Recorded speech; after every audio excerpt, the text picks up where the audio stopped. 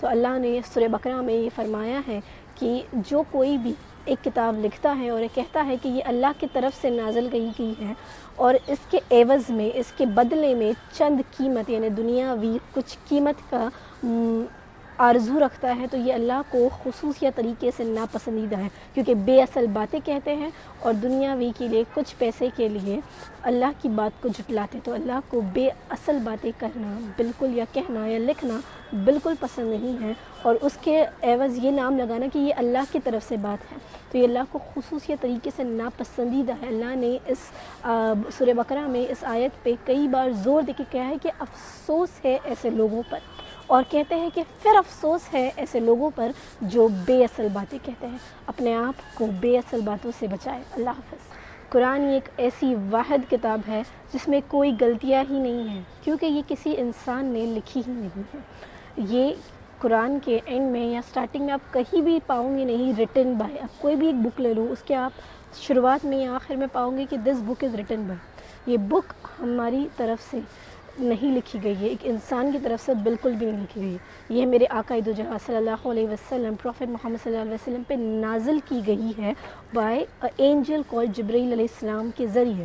تو یہ کتاب سوائے اللہ کے کسی نے لکھی نہیں ہے. یہ میسج ہے ہمارے کریٹر، ہمارے خدا کی طرف سے.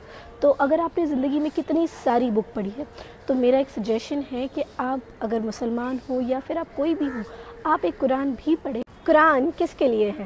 تو قرآن ایک ایسی واحد کتاب ہے جس میں کوئی غلطیاں نہیں ہیں، اور ایک قرآن کسی ایک انسان یا پھر ایک کمیونٹی کے لیے نہیں ہے. یہ تو دونوں جہاں کے لیے، یہ تو رحمت للعالمین کے طرف سے دونوں جہاں کے لیے ایک بابرکت کتاب ہے، جس کے اندر آپ کو ہدایت کے سوا کچھ نہیں ہے. اس کے اندر ہر ایک چیز سچ ہے.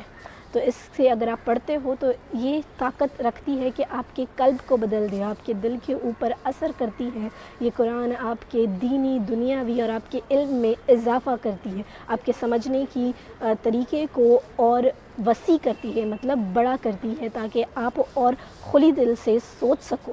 تو یہ قرآن ایک ایسی چیز ہے جسے آپ پڑھیں، اسے سمجھیں، اسے لرن کریں اور فالو کریں. کہ قرآن فالو کرنے کے لیے میرے رب نے آقا دو جہاں صلی اللہ علیہ وسلم کے ذریعے دنیا میں بھیجا ہے. اللہ حافظ. کتاب جس میں کوئی غلطی نہیں ہے. A book which has no mistake is قرآن.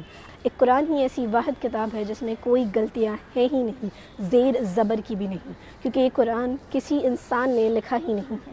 یہ قرآن تو میرے رب کی طرف سے نازل کیا گیا ہے میرے آقا دو جہاں صلی اللہ علیہ وسلم پر ایک پاک فرشتے جبرائیل علیہ السلام کے ذریعے. اس کتاب میں کوئی غلطیاں ہی نہیں ہیں. زندگی میں آپ نے کتنی ساری کتابیں پڑھ لی ہے آج تک، مگر اس میں کوئی نہ کوئی غلطیاں ہے، آپ ان کے آتھر سے پوچھ لیں.